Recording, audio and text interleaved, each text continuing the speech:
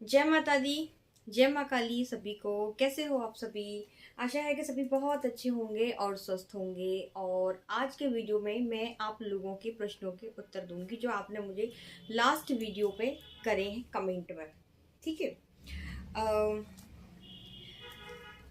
आप लोगों के यहाँ मौसम कैसा है बताइएगा।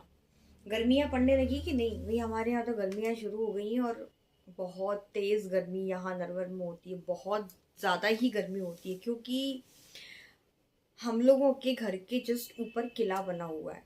किला, और किला होता है पत्थर का।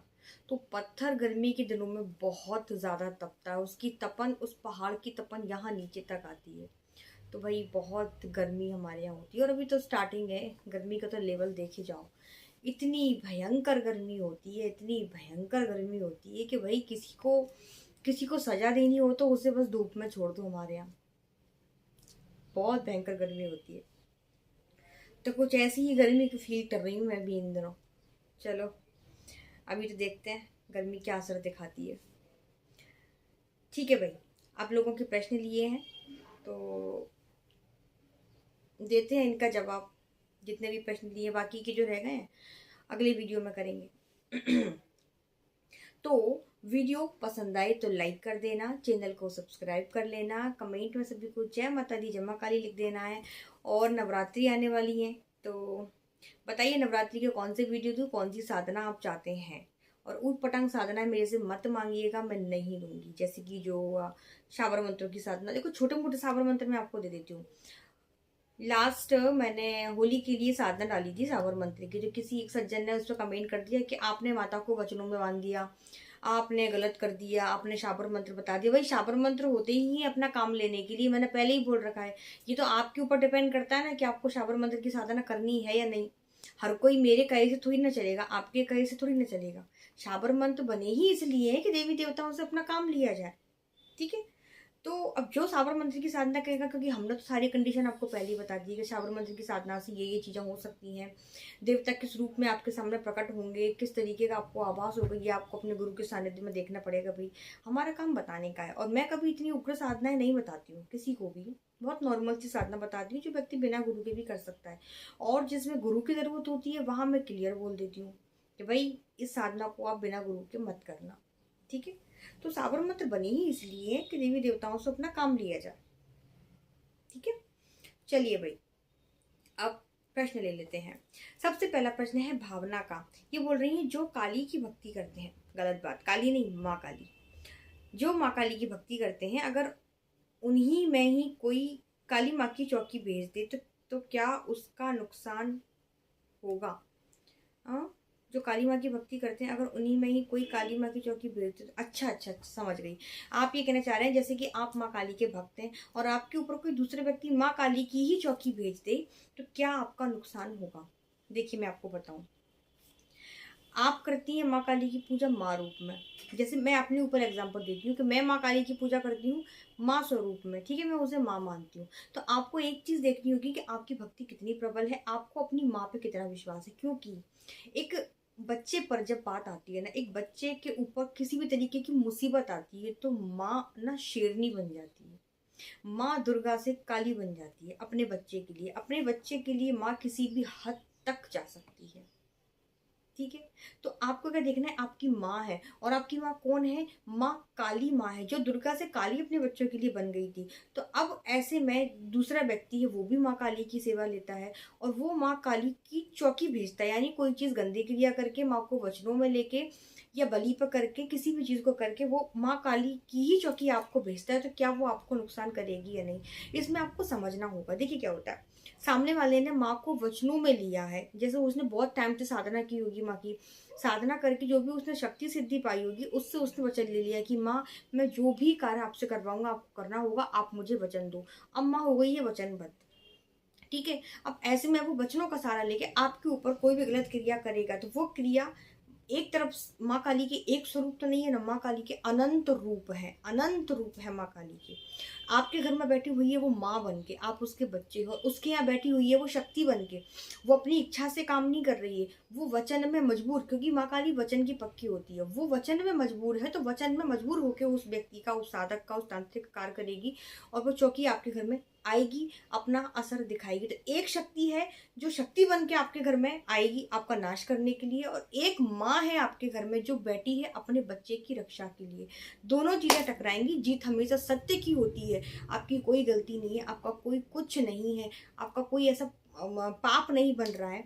वो चौकी आपका कुछ नहीं बिगाड़ सकती, भले ही वो माँ काली की ही चौकी हो, लेकिन वो माँ काली की चौकी नहीं बोली जाएगी, वो एक तरीके की शक्ति बोली जाएगी। शक्ति आपके ऊपर छोड़ी गई है किसी गंदी क्रिया में करके या माँ को वचनों में लेके। लेकिन आपको ये याद रखना है कि एक माँ आपके घर में भी बैठी हुई है आपकी रक्षा के लिए। आप नित्य सेवा करते हैं माँ काली की, और आप माँ काली को रोज बोलिए कि माँ आप मेरे घर में बैठी हो, आप जागृत हो, और आपके रहते आपके इस घर पर, आपके बच्चों पर, आपके परिवार पर कोई आ जाए माँ, तो फिर हम क्या समझें? हम ये समझें कि भूत प्रेत ज़्यादा शक्तिशाली है, हमारी माँ में सामर्थ्य नहीं वो अपने बच्चे की रक्षा कर सके।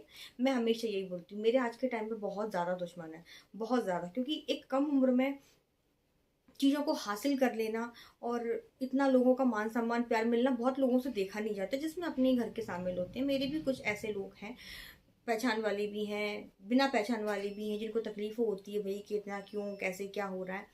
तो वो जो भी चीज़ करते हैं, आज भी मेरे ऊपर बहुत डाउट रहा, लेकिन असर कुछ भी नहीं होता है भाई, 0/सन्नाटा नतीजा निकलता है। क्यों?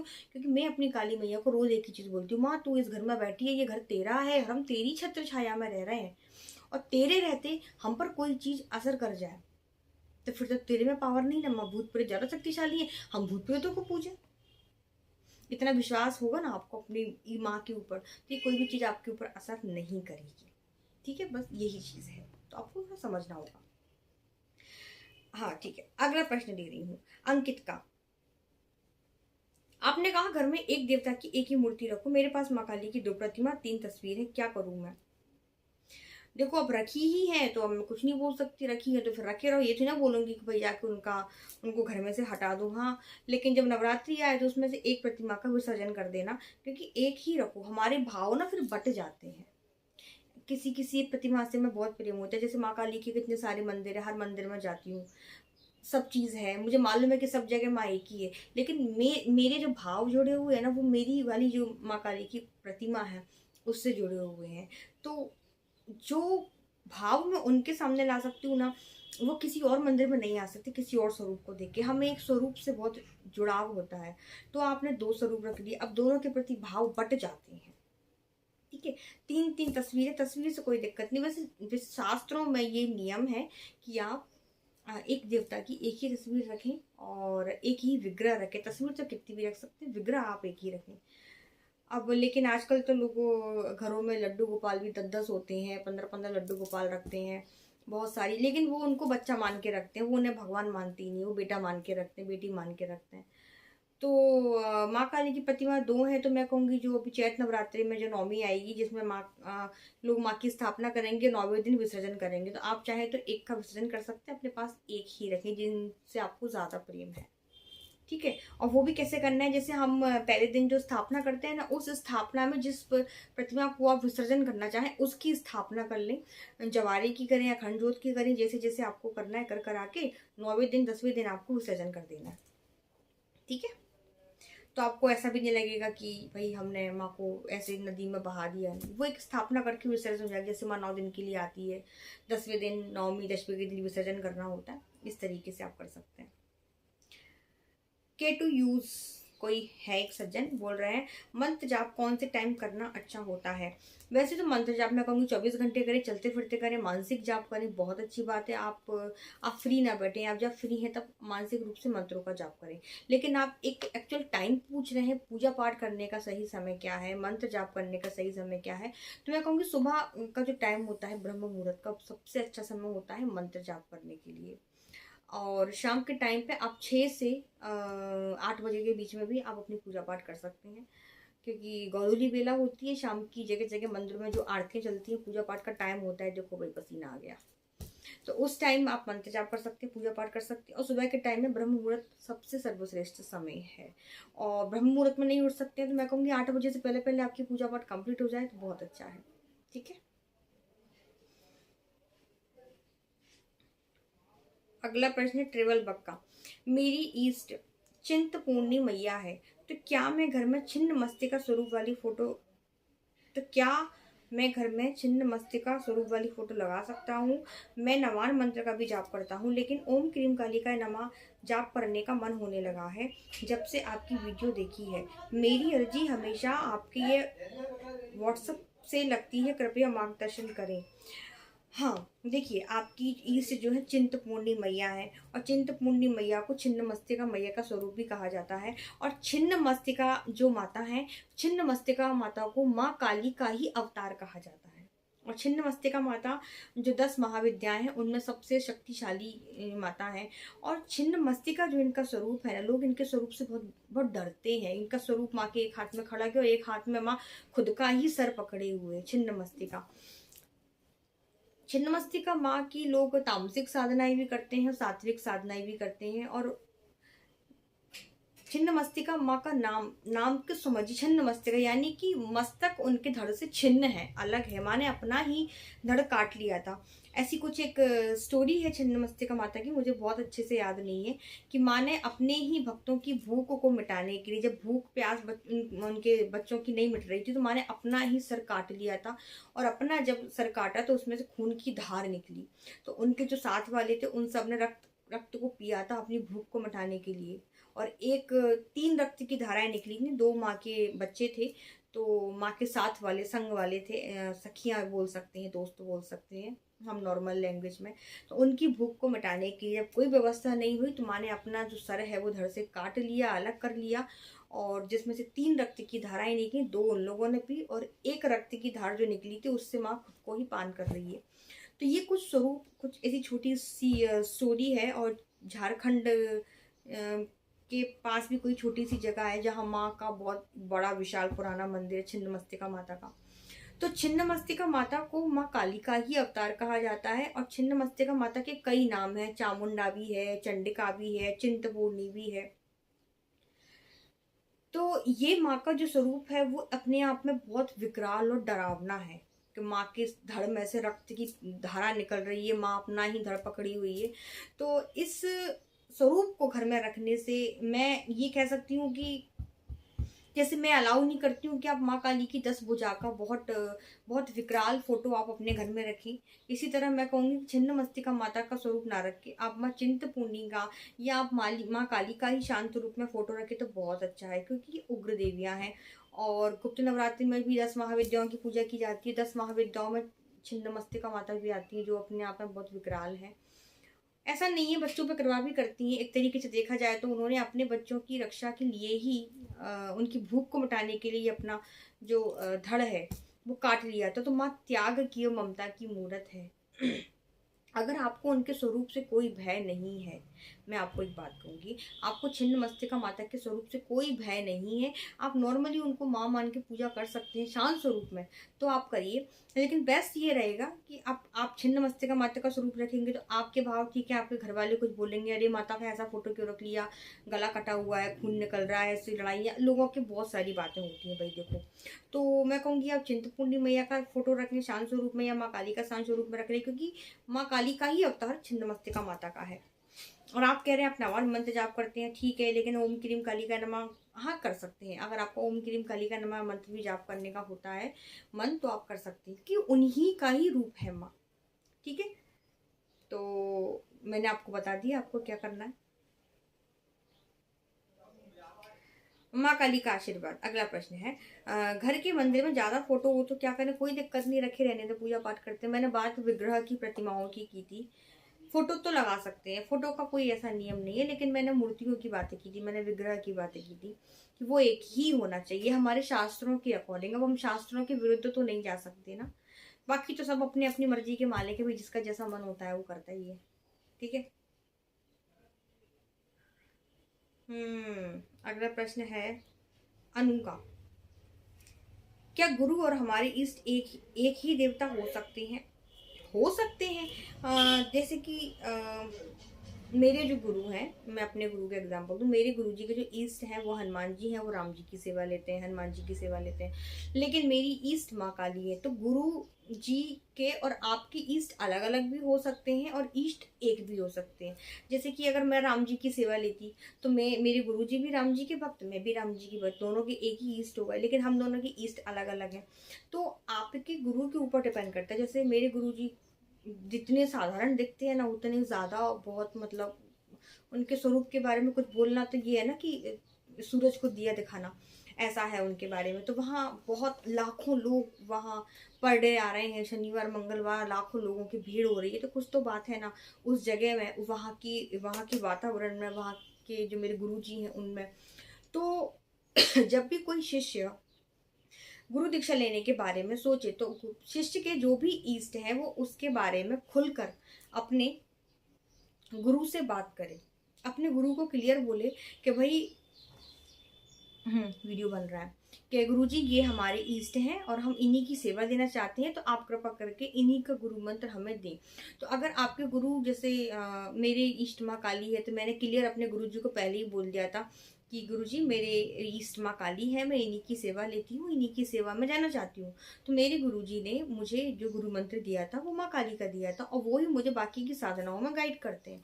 तो अगर आपके गुरुजी कोई दिक्कत नहीं होगी आपकी ईष्ट से, तो वो आपको दीक्षा दे देंगे, नहीं तो वो मना कर देंगे क्लियर। ठीक है, जैसे मेरे से जो बच्चे गुरु दीक्षा लेते हैं तो मैं उनको पहले क्लियर पूछ लेती हूँ कि भाई तुम्हारी ईष्ट कौन है। अब जैसे कि मेरी ईष्ट माँ काली है और मेरे शिष्य का जो ईष्ट है वो राधा रानी है, कृष्ण है। अब मैं चलूँ उनको काली माँ का मंत्र दे दूँ तो बच्चे के भाव ही नहीं आएंगे ना, क्योंकि उसकी जान तो वहीं अटकी हुई है कृष्ण राधा में, और मैंने मंत्र दे दिया काली का। तो ऐसे तो बात बिगड़ जाएगी, डिसबैलेंस हो जाएंगी दोनों चीजें। तो ये शिष्य की जिम्मेदारी बनती है कि बहुत सोच समझ के फूंक के कदम रखे, बहुत सोच समझ के गुरु बनाए, और अपनी इष्ट के बारे में अपने गुरु को पहले ही बता दे, जो भी डाउट है सारी बातें खुलकर करें। ठीक है, क्योंकि फिर बाद में गुरु दीक्षा लेने के बाद गुरु के बारे में कुछ भी गलत सोचना पाप श्रेणी में आता है, आपके न जाने कितने पुण्यों को खत्म कर देता है। और गुरु बदलना तो सबसे बड़ा पाप है। इस जीवन में जितने भी आपने पुण्य कमाए होंगे वो सारे आप गवा देंगे अगर आप गुरु बदलने के बारे में भी सोचते हैं तो। ठीक है, वीडियो लंबा हो गया भैया आज का। अगला प्रश्न है गौरी, माँ से जो मांगो मिल जाता है, कृपया कृपा मांगो मिल जाती है। एक मिनट, माँ से जो मांगो मिल जाता है, कृपा मांगो मिल जाती है, माँ से माँ ही मांगो तो माँ क्यों नहीं मिलती?